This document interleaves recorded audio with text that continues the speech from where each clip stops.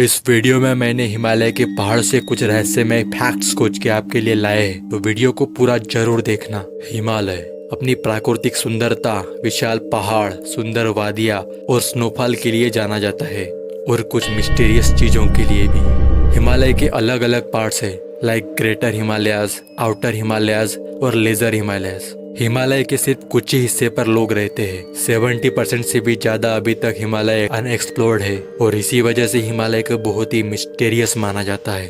यति, ऐसा माना जाता है कि हिमालय में यति रहता है। ये हमेशा से ही इंसानों से छुप कर रहता है। 2019 में इंडियन आर्मी ने ट्विटर पर एक फोटो शेयर की थी। उसमें एक जायंट फुटप्रिंट दिख रहा था। ऐसा माना जाता है कि ये यति का फुटप्रिंट है, और वहाँ के लोकल्स लोगों ने वैली ऑफ फ्लावर में बिग स्कल और बालों के गुच्छा जैसे चीजें देखने का दावा किया है। यति को हिमालय का रक्षक माना जाता है। अगर हम यति के एग्जिस्टेंस के बारे में लॉजिकली सोचे तो हिमालय अभी तक पूरी तरह से अनएक्सप्लोर्ड है। तो हिमालय को अभी तक पूरी तरह से एक्सप्लोर नहीं किया गया है। लाइक आप कभी उत्तराखंड, हिमाचल प्रदेश जाओ तो आप एक बात नोटिस करोगे कि पहाड़ के सिर्फ कुछ ही हिस्से में लोग रहते हैं। 80% से भी ज्यादा पहाड़ तो अनएक्सप्लोर्ड होता है। तो हाँ, ऐसा कहा जा सकता है कि यति जैसे जीव हिमालय में एग्जिस्ट करते हो। Himalayan smugglers. हिमालय को हमेशा से ही अपने दुर्लभ जड़ी बूटी मेडिसिनल प्लांट्स के लिए जाना जाता है। इन्हीं मेडिसिनल प्लांट्स में से एक है कीड़ा जड़ी। ऐसा कहा जाता है कि हिमालय में कीड़ा जड़ी की बहुत ज्यादा स्मगलिंग होती है और इसे चाइना भेजा जाता है। कीड़ा जड़ी का प्लांट हिमालय के ऊपरी क्षेत्रों में पाया जाता है, और वहीं पर ये स्मगलर्स छुप कर रहते हैं। कहा जाता है कि इनके पास हथियार भी होते हैं। अगर इन स्मगलर्स को कोई आम इंसान देख ले तो वो उसे मार देते हैं। माँ धारी देवी मंदिर। हिमालय अपने रहस्यमय मंदिरों के लिए जाना जाता है। उत्तराखंड के पौड़ी डिस्ट्रिक्ट में माँ धारी देवी का एक मंदिर है। इस मंदिर को उत्तराखंड के जागृत मंदिरों में से एक माना जाता है। मैं आपको इस मंदिर के बारे में एक इंसिडेंट बताता हूँ, जिससे आप मानने को मजबूर हो जाओगे कि माँ धारी देवी मंदिर एक दैविक शक्तियों वाला रहस्यमय मंदिर है। ये बात है 2013 की, जब उत्तराखंड में प्रलय आया था। माँ धारी देवी का टेम्पल अलकनंदा रिवर में स्थित है।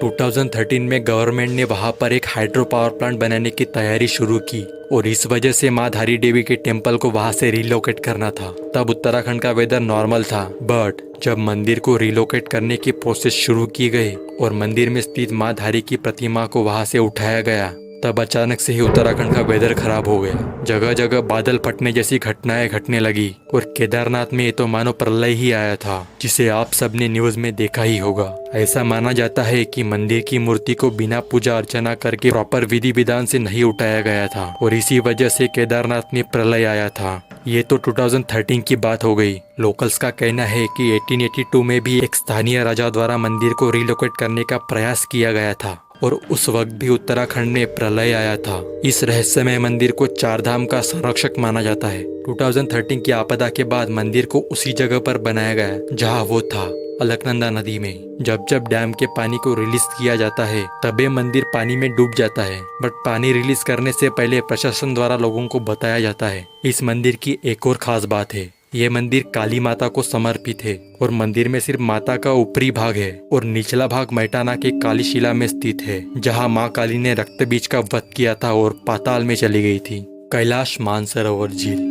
जैसे जैसे हम हिमालय के उत्तरी भाग में जाएंगे वैसे वैसे वहाँ का ऑल्टीट्यूड भी बढ़ता जाएगा और इंसानी बस्तियां कम होती जाएंगी, और कैलाश पर्वत भी हिमालय के ऊपरी भाग में स्थित है। कैलाश पर्वत एक रिलीजियस पर्वत है। इस पर्वत को भगवान शिव जी का घर कहा जाता है। बहुत से लोगों ने कैलाश पर्वत के पास एक रहस्यमय पॉजिटिव एनर्जी को फील किया है। कैलाश पर्वत के पास ही मानसरोवर झील है। ये एक बहुत ही पवित्र झील मानी जाती है और मिस्टीरियस भी। कई लोगों ने रात में मानसरोवर झील में तारों को डूबते हुए देखा है, लाइक कोई लाइट आसमान से उतरकर झील में जा रही हो। कई न्यूज रिपोर्ट का ये भी मानना है कि वहाँ पर एलियंस हो सकते हैं। अगर हिंदू ग्रंथों की बात करें तो ऐसा माना जाता है कि ब्रह्म मुहूर्त में लाइक सुबह 4 बजे सारे जो हिंदू गॉड्स होते हैं वो मानसरोवर झील में नहाने आते हैं। संजीवनी बूटी। रामायण में संजीवनी बूटी के बारे में बताया गया है। उत्तराखंड में ओली से 14 किलोमीटर की चढ़ाई करने के बाद एक द्रोणागिरी गांव आता है, और वहीं पर द्रोणागिरी पर्वत है, और इसी पर्वत पर संजीवनी बूटी पाई जाती है। संजीवनी बूटी पर आयुष डिपार्टमेंट द्वारा कई सालों से रिसर्च की जा रही है। त्रेता युग में जब लक्ष्मण जी को इंद्रजीत ने धराशायी किया था,